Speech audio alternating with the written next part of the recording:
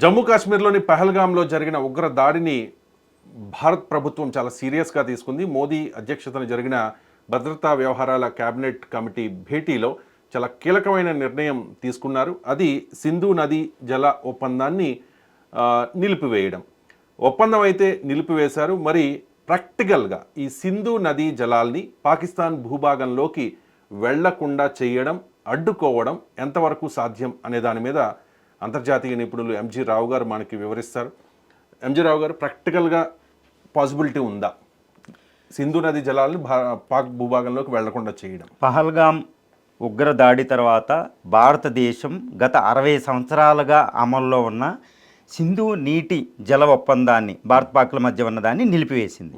ఇప్పుడు అందరూ ఒక క్వశ్చన్ ఏంటంటే, అసలు ఆ క్వశ్చన్ వేసుకోవడం, అరే నిలిపివేసామంటే ఏదో ప్రపంచంలో ఒక పెద్ద నది 3200 కిలోమీటర్ల పొడవున్న రివర్, అంటే సుమారు ఇప్పుడు మన గోదావరి రివర్ కంటే 2 రెట్లు ఎక్కువ. గోదావరి 1440 కిలోమీటర్లే, ఇది 3200 కిలోమీటర్ల పొడవు ప్రవహించే సింధు నదిని, అది కూడా గోదావరితో పోలిస్తే ఒక 10 రెట్లు జలం ఎక్కువ ఉంటుంది, అందులో నీరు ఎక్కువ ఉంటుంది. ఎందుకంటే అది హిమాలయన్ రివర్, సంవత్సరం అంతా జీవనది, సంవత్సరం అంతా నదిలో జలాలు ఉంటాయి. గోదావరిలో ఒక సీజన్లోనే ఉంటాయి. ఇంత నదిని మనం పాకిస్తాన్ వెళ్లకుండా ఆపగలమా అనేది క్వశ్చన్ మనం వేసుకోవాలండి. అందరూ ఏమనుకుంటున్నారంటే ఒక డ్యామ్ ఉంటుంది, డ్యామ్ కి పెట్టేస్తారు అనుకుంటున్నారు. చూడండి, ప్రపంచంలో అతిపెద్ద రివర్ ఇది, ఇలాంటి దాన్ని ఆపగలమా? ఇదిగో చూడండి, ఇంత 3200 కిలోమీటర్ల పొడవు. ఓకే, ఉపనదులు పూడితే కింద సట్లేజ్, బియాస్, రావి, చేనాబ్, జీలం, పంచనద్ అంటాం, పంజాబ్ పంచనద్ అంటాం. ప్రపంచంలో ఒక ఉపనది కూడా మన గోదావరి కంటే ఎక్కువ నీటి మట్టం వస్తాయి అన్నమాట. ఇంత రివర్ సిస్టమ్, ఒక నదీ వ్యవస్థ ఇది.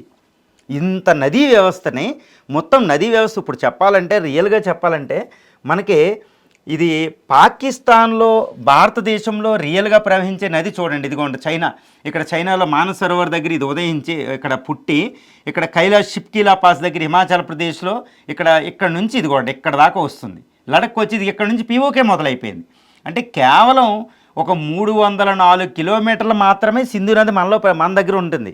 మీ 3200 కిలోమీటర్ల పొడవులో కేవలం 300 కిలోమీటర్లే మన దగ్గర ఉంది.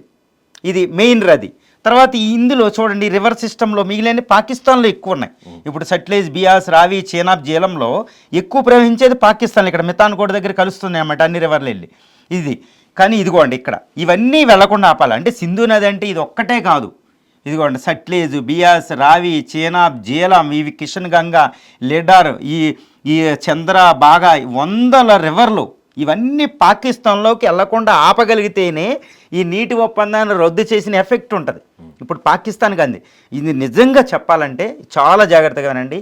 ఈ రివర్ అంతటిని ఆపాలంటే మనం చైనా నిర్మించిన పెద్ద ఇప్పుడు మన ఇండియాలో ఉన్న నాగార్జున సాగరు, ఇప్పుడు మనకి ఇక్కడ ఆంధ్ర తెలంగాణలో ఉన్న నాగార్జున సాగరు, బాక్రనంగలు, హిరాకుడ్డు, ఇలాంటి బహుళార్థక సాధక ప్రాజెక్టులు, ఇప్పుడు 3 గార్జెస్ డ్యామ్ లాంటివి ఒక 4 డ్యాములు నిర్మించాలి. అంటే మనం పోలవరం ప్రాజెక్ట్ లాంటివి, ఒక 10 నిర్మిస్తే సింధు నదిని మొత్తం నీటిని మన ఇండియాలో ఆపేసుకోవచ్చు అనమాట. అప్పుడు పాకిస్తాన్ ఇవి నిర్మించాలంటే ఇప్పుడు యుద్ధ ప్రాతిపదికన, ఇప్పుడు పోలవరం డ్యామ్ ఎలా కడుతున్నారు చంద్రబాబు నాయుడు గారు, యుద్ధ ప్రాతిపదికన, పవన్ కళ్యాణ్ ఇద్దరు యుద్ధ ప్రాతిపదికన నిర్మిస్తున్నారు. వాళ్ళు సెంట్రల్ ఫండ్ ఉన్నాయి కాబట్టి.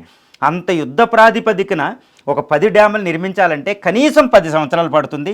ఒక 10 లక్షల కోట్ల ఖర్చు అవుతుంది. అంటే ఈ సింధు నదిని పాకిస్తాన్ వెళ్లకుండా ఆపాలంటే 10 సంవత్సరాల సమయం, యుద్ధ ప్రాతిపదికన ఒక 10 లక్షల కోట్ల రూపాయలు ఖర్చు అవుతుంది అన్నమాట. అప్పుడు సింధు నదిని ఒక్క నీటి బొట్టును కూడా లోపలికి వెళ్లకుండా ఆపుకోవచ్చు. మనకు కావాల్సినప్పుడు వదలవచ్చు, కావాల్సినప్పుడు ఉంచుకోవచ్చు.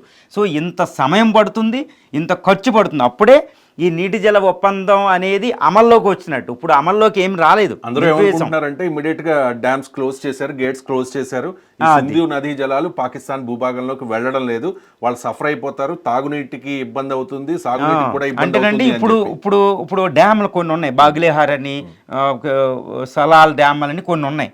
వీటి నుంచి కాస్త ఆపగలుగుతాం, ఈ సమ్మర్ సీజన్లో కాస్త ఆపగలుగుతాం, అంతే. వెళ్లకుండా ఆపుతాం.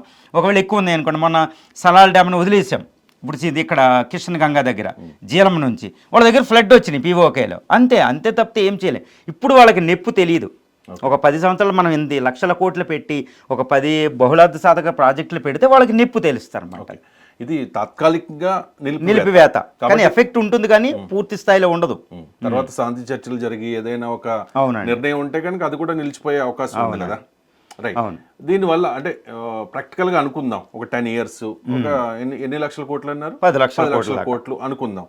అంత చేసి మనం ఐ మీన్ భారత్ పాకిస్తాన్లోకి నీరు వెళ్లకుండా ఆపగలిగితే పాకిస్తాన్కి కలిగే నష్టం ఏంటి? ఏ ఏ ప్రాంతాలు ఎక్కువగా ఎఫెక్ట్ అవుతాయి? ఒకటేనండి, అసలు పాకిస్తాన్ అంటే ఒకటి గుర్తుపెట్టుకోవాలి. ఇటు మనకి ఇది పాకిస్తాను, ఇటు పంజాబ్, రాజస్థాను, ఈ ప్రాంతం అంటే ఏంటంటేనండి, ప్రపంచంలో అతి పురాతనమైన సంస్కృతి సింధు నాగరికత అనమాట. సింధు నాగరికతే సింధు రివర్ పేరు మీద ఉంది. ఈ నీళ్లు ఉన్నాయి కాబట్టి ఇక్కడ నాగరికత వచ్చింది. ఫస్ట్ మానవుడు వచ్చాడు 5000 సంవత్సరాల క్రితం. అంటే పాకిస్తాన్ అంటేనే సింధు నది లేకపోతే పాకిస్తాన్ అస్తిత్వమే లేదు. ఎందుకంటే ఈ పాకిస్తాన్ అనేది బెలూచిస్తాన్ డెజర్ట్ అయితే ఇక్కడ థార్ డెజర్ట్ ఉంది మన రాజస్థాన్కి ఆపోజిట్లో. థార్ డెజర్ట్ అంటాం. ఈ థార్ డెజర్ట్ అంటే ఈ డెజర్ట్లో ప్రవహించే నది కూడా. ఇదిగో చూడండి, ఈ సింధు నది హిమాలయాల్లో ప్రపంచంలో అతి ఎత్తైన ప్రాంతంలో ఉన్న నదిని 3 పర్వత శ్రేణులను దాటి, ఈ నంగపర్వతను దాటి ఎడారిలోకి ప్రవహిస్తుంది. గుర్తుపెట్టుకోండి. అంటే ఈ రివర్ ఎడారిని సస్యశ్యామలం చేస్తుంది. పాకిస్తాన్ లేదు. ఇప్పుడు పాకిస్తాన్లో డ్యామ్లు మనం ఈ 10 సంవత్సరాల సమయం పెట్టి 10 లక్షల కోట్లు పెట్టి యుద్ధ ప్రాతిపదికన డ్యాములు కట్టేసి ఆపేస్తే వచ్చే పరిణామాలు ఎలా ఉంటాయంటే, ఇప్పుడు పాకిస్తాన్ ఆల్రెడీ మంగళా డ్యామ్ అని ఒకటి ఉంటుందండి, ప్రపంచంలో ఒక పెద్ద డ్యాముల్లో ఒకటి. దానికి నీళ్లు ఉండవు, మంగళా డ్యామ్. ఇప్పుడు చూడండి, అక్కడ కృష్ణానదిని ఆపేస్తుంటే ఇక్కడ మన నాగార్జున సాగర్, శ్రీశైలంకి లేవు, ఆల్మట్టి కట్టేశారు కర్ణాటక వాళ్ళని. అలా మనం కట్టేసుకుంటే ఈ కిందకి వెళ్ళే మంగళా డ్యాము ఖాళీ అయిపోతుంది, తర్బేలా డ్యామ్ ఖాళీ అయిపోతుంది. కొన్ని వందల రిజర్వాయర్లు ఉన్నాయి. పాకిస్తాన్ అంటే నీటి జల విద్యుత్ శక్తి, జలాన్ని వ్యవసాయానికి ఉపయోగించడంలో నెంబర్ 1 కంట్రీ. అది కూడా అంత ఈజీ కాదు స్వతంత్రానికి ముందు నుంచి. సో వీటన్నిటికీ డ్యాములకి నీళ్లు ఉండవు, కాలువలకి నీళ్లు ఉండవు, మనం ఆపేస్తాం. ఇది ఆల్రెడీ డెజర్ట్ ప్రాంతం. ఒక 25 కోట్ల జనాభా ఉంది. 25 కోట్ల 60% మంది వ్యవసాయం మీద ఆధారపడతారు. 60% మందికి ఈరోజు వ్యవసాయ యోగ్యం కాదు. రెండోది ఏంటంటే, ఇక్కడ నీటి మనం తాగే కొంచెం నీళ్లు కూడా, మంచినీళ్ళు కూడా దొరకవు. ఈ రివరే మంచినీళ్ళకి ఆధారం. మంచినీళ్ళు దొరకకుండా పోతాయి. సో వ్యవసాయం లేదు, ప్రజలు అల్లాడిపోతారు. గవర్నమెంట్ ఏ రకంగా కూడా వాళ్ళకి చేయలేదు. అరిడ్ ప్రాంతం, కొంచెం ఎడారి ప్రాంతం ఉంటుంది, సెమీ అరిడ్ అంటారు, మనలాగా కొంచెం ఉండదు. సో ఎడారి ప్రాంతం ఇది ఉండడం వల్ల ఏముండదు, మాన్సూన్స్ కూడా అంత దట్టంగా ఉండవు. సో సింధు నదిని మనం ఆపగలిగితే పాకిస్తాన్ అస్తిత్వమే ఉండదు. అది ఏదైనా కండిషన్ పెట్టచ్చు అప్పుడు భారత్ పిఓకేని భారత్లో కలపండి అని కానీ, సింపుల్ అండి. లేకపోతే మీరే మా దానిలో కలిసిపోవడం. ఒకటండి, పాకిస్తాన్ ఇంకా సింధు నదిని మనం నిజంగా ఆపగలిగితే ఇంత ఖర్చు పెట్టి, మనకు ఖర్చు పెట్టే సామర్థ్యం ఉంది. ఇప్పుడు కాళేశ్వరం డ్యామ్ కట్టడానికి లక్షల కోట్లు ఖర్చు పెట్టాం, ఒక తెలంగాణ రాష్ట్రమే. పోలవరానికి 1,00,000 కోట్ల దాకా ఖర్చు పెడుతుంది స్టేట్లు. ఇండియా కదా 10 లక్షల కోట్లు పెట్టి 10 డ్యాములు కట్టేస్తే ఈ నీళ్ళన్నీ మనకి సస్యశ్యామలం అవుద్ది. రాజస్థాన్ చాలా ఉపయోగం కూడా మనకి, కాబట్టి ఖర్చు పెట్టేస్తాం. నిజంగా మనం సింధు నదిని ఆపగలిగితే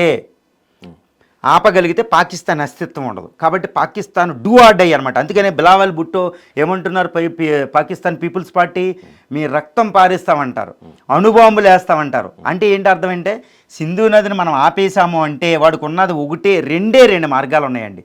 ఒకటి, మనతో యుద్ధం చేసి వాడు సింధు నదిని మళ్ళీ తీసుకెళ్ళాలి, అంతర్జాతీయంగా ఏదైనా పోరాడాలి. 2, అంతర్జాతీయ కంట్రీలకు వెళ్ళి ఇంటర్నేషనల్ కోర్టుకి వెళ్ళినా మనకే న్యాయం ఉంది కాబట్టి దాన్ని పట్టించుకోదు, మనం పట్టించుకోవాల్సిన అవసరం లేదు. సో ఒకటి యుద్ధం, ఆడ అస్తిత్వాన్ని నిలుపుకోవాలంటే యుద్ధంలో ఇండియాతో వాడు గెలవలేడు. ఇండియాతో ఏ విధంగా చేసినా వాడు గెలవలేడు, అణుబాంబులు యుద్ధం జరగదు కాబట్టి ఎట్టి పరిస్థితుల్లో యుద్ధంలో గెలవలేడు. కాబట్టి వాడికి ఉన్న ఒకటి ఏంటి, పాకిస్తాన్ గవర్నమెంట్ అథారిటీ ఉండదు. ఎందుకంటే 60% మంది వ్యవసాయం పోయి నీళ్లు అవుతే ప్రజలు ఎవరి మాట వినరు, వాళ్ళ ఆర్మీ మాట వినరు, వాళ్ళ గవర్నమెంట్ మాట వినరు. వాళ్ళు 70-80% మంది, ఇప్పుడు ఇండస్ట్రీస్కి మొత్తం ఇదే, జల విద్యుత్ శక్తి ఆగిపోతుంది. సో అస్తిత్వం అంతా పోయింది. ఆధునిక పాకిస్తాన్ పోయి ఒక 2000 సంవత్సరాలు వెనకపోవాలండి పాకిస్తాన్. సో ఉన్నది ఒకటి ఏంటంటే, పాకిస్తాన్ ప్రజలు తిరుగుబాటు చేస్తారు, ఆర్మీ తిరుగుబాటు చేస్తారు. అదే జరుగుతుంది, ఇప్పుడు ఆల్రెడీ మొదలైంది. సో పాకిస్తాన్కు ఉన్న ఒక అవకాశం ఏంటంటే ఇండియాతో విలీనం అవ్వడమే. పాకిస్తాన్ ప్రజలే చేస్తారు మీకు. సో పాకిస్తాన్ యుద్ధం చేయలేదు, యుద్ధం చేసి తీసుకెళ్ళలేదు, ఎందుకంటే యుద్ధం ఇండియాతో చేయలేదు, అంతర్జాతీయ సమాజం ఊరుకోదు. సో పాకిస్తాన్ ప్రజలకు ఆర్మీ సమాధానం చెప్పలేదు, గవర్నమెంట్ సమాధానం చెప్పలేదు. కాబట్టి వాళ్ళకు ఉన్నది అంటే ఇండియాలో విలీనం అవడం, లేకపోతే తాగునీరు లేదు, జల విద్యుత్ శక్తి లేదు, వ్యవసాయం చేయలేరు, డ్యాములు లేవు, ఫ్యాక్టరీలకి ఇండస్ట్రీస్కి అది కూడా నీరు మెయిన్, నీళ్లు లేవు. న్యూక్లియర్ అయితే అక్కడ కూడా దానికి కూడా నీళ్లు కావాలి. సో నీళ్ళు అనేది ప్రపంచ నాగరికత, ఆధునిక నాగరికత. సో పాకిస్తాన్ అస్తిత్వం పోయింది. సో పాకిస్తాన్ ప్రజలే చెప్తారు విలీనం అయిపోదాం భారతదేశంతో, ఒకప్పుడు అందులోంచే పుట్టాం కదా, ఒకటే నాగరికత కదా, అందులో విలీనం అయిపోతాం అంటారన్నమాట. సో పాకిస్తాన్కి ఇంకా మిగిలింది ఒకటే ఒక ఛాన్స్ ఏంటంటే అది భారత స్కెచ్.